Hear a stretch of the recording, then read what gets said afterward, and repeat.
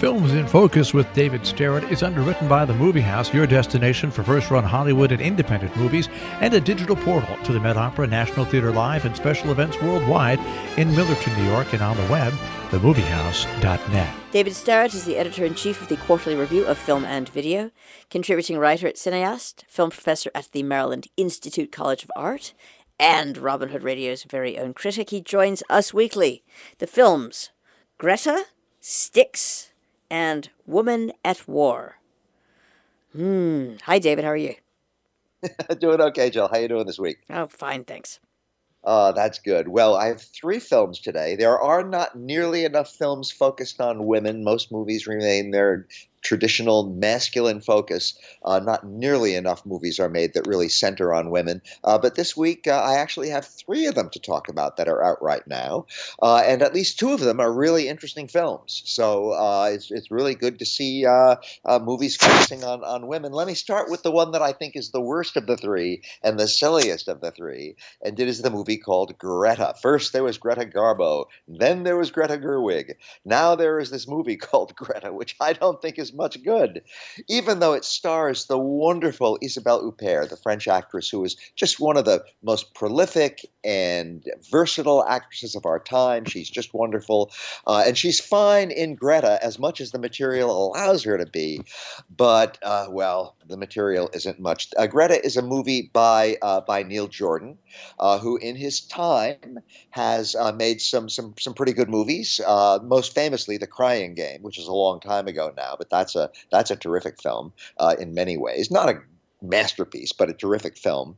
And he's made a lot of other movies, but it seems that sometimes when filmmakers are sort of on the wane, they turn to making unconvincing, unpersuasive thrillers. I'm thinking of the wonderful Adam Egoyan, who made a pretty weak kidnapping movie a few years ago, and now something like this is going on with Neil Jordan. Anyway, Greta stars Isabelle Huppert as the title character, and it also stars Chloe Grace Moretz as the other star of the movie. She's an interesting actress in that she seems to have a penchant for horror movies.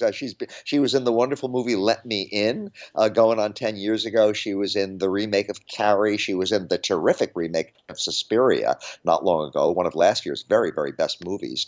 But anyway, so despite this interesting cast of Isabelle Huppert and Chloe Grace Moretz, Greta doesn't amount to much. What happens is that a young woman whose name is Frances, who is played by Chloe Grace Moretz, finds a purse which somebody has left behind on the subway. And she takes the purse home and she opens it up and she finds a little card with the name and address of the person whose purse it is, a woman named Greta, and she decides to return the purse. And so she goes to visit Greta at her house, returns the purse. Greta is a lovely older woman who invites her in and treats her very nicely and takes a warm interest in her and her affairs. In the meanwhile, Frances's roommate, when she gets back home, can't believe it. How come you're getting friendly with this old lady? Who cares about her?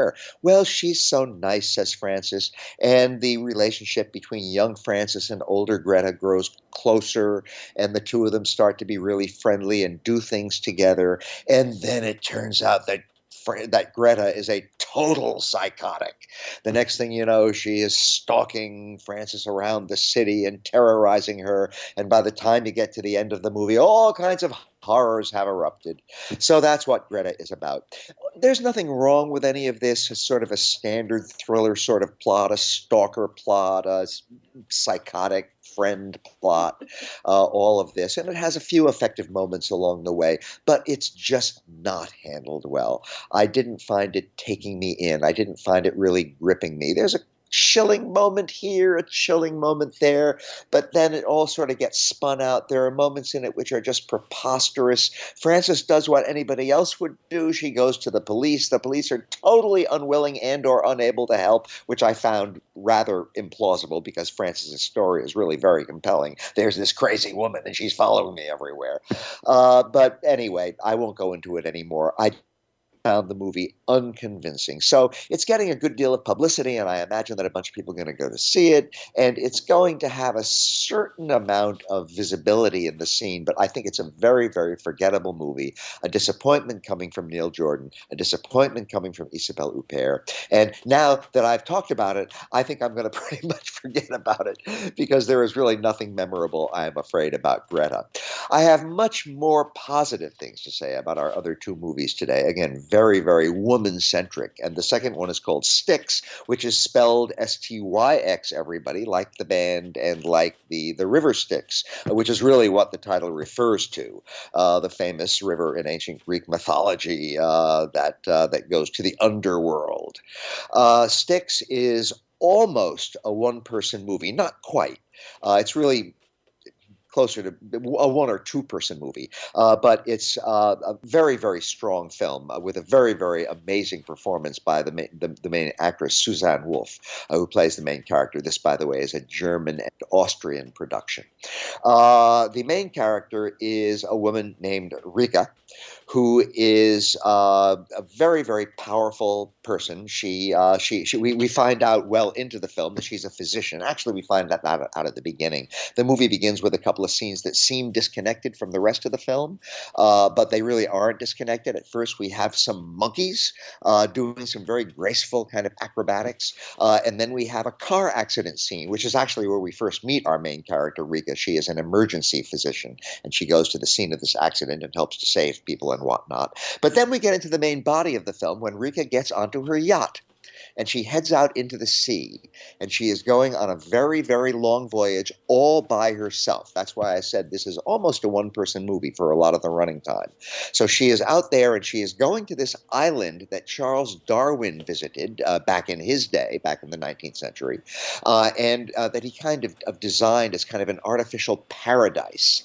And she wants to go there and see this artificial paradise and see the animal and vegetable life there and so forth. And she's on this voyage, and she's reading books about this on her way, and she's very much taking care of herself. And she goes through a terrible storm and weathers it just fine. And every once in a while, she's in radio communication with another ship that we never actually see in the movie, but we know that they're out there and that they're concerned about her, and they warn her about the storm and so forth.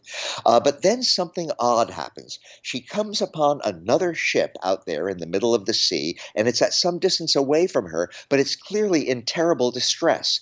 There are people on it who are trying to get her attention by waving things around. There appear to be people jumping off. There's definitely terrible distress going on in this ship, and we guess, and our guess is accurate, that it is a ship of refugees that has gotten stranded in the middle of the ocean. We don't know where they're coming from. We don't know where they're trying to get to, but they're definitely stuck. So Rika, our main character, tries to get help for them, and she gets in touch with the Coast Guard, but help doesn't seem to be forthcoming. What the Coast Guard seems mainly interested in doing is telling Rika, don't go anywhere near them. Stay away from them because you will just cause more difficulty if you go near them. Well, she would like to help, but the Coast Guard is telling her, don't help. You can't help. Don't help whatever you do. So Rika stays nearby. She refuses to go away, but she also is hesitant to actually approach the ship, partly because she's just got a one-person sailing yacht, and this is quite a large vessel with all these refugees on it. She does manage to save one person who has jumped off this other vessel and is swimming and will drown if she doesn't simply pull this person out, and it turns out to be a boy. And she takes the boy on, and she, being a physician, is able to help the boy, who is obviously about to die, and she's able to actually nurse him back to health. But he then wants her to go and save his family and save the others who are on the vessel that he just escaped from. So we now start to wonder whether Rika will be in danger from this boy. So anyway, that is what Styx is all about. And it is very much a human drama about Rika and the terrible challenge that she faces. What is she going to do? Can she help? Should she help? What's going to happen to her? Also, the potential conflict between her and the young boy whose life she has just saved on her boat, and then her relationships with the outside world, which is all happening over the radio, talking to each other, but they're telling her, don't go near that other vessel, whatever you do, and her being so tempted to help, but knowing that she can't really help. And that is what Styx is all about. So again, it's very much a human drama about Rika and the conflicts that she is facing. It is very much a suspense drama. What is going to happen between her and this young boy who she has rescued and who is now on the vessel with her and would like to go and save the others on the vessel that he just fled from. And it's very much, and this is all in the air around the whole story about the refugee crises that we have in our current world, and about the terrible human tragedy that unfolds, and about how very, very difficult it is sometimes to make decisions about just what is the right thing to do. So those are all the things that Styx is about. It reminded me a little bit of the fairly recent and very underrated Robert Redford movie, All Is Lost, which really is a one-person movie about Robert Redford just on a wrecked boat for something like an hour and a half. Styx is not actually quite as much a tour de force as All Is Lost, and it does have other characters, but it's a very powerful drama, and I've seen it more than once, and I really found it very compelling both times, and I strongly recommend it. A very strong movie about a very strong woman, again, wonderfully played by the terrific actress Suzanne Wolff. I also, by the way, should mention Gideon Oduor-Wakesa, who plays the young boy on the boat. He gives a terrific performance as well. And for our third film, Woman at War, this is not war in the sense of war as we usually think of it. This is a woman who is on more of a crusade than a war, actually. But it's a very interesting crusade that she's on. And it is, again, a very compelling story about a very strong woman. Here we have a movie which it's a co-production from various countries, but the main one is Iceland, where the movie takes place. And we have a woman whose name is Hala, and she is a kind of a middle-aged woman.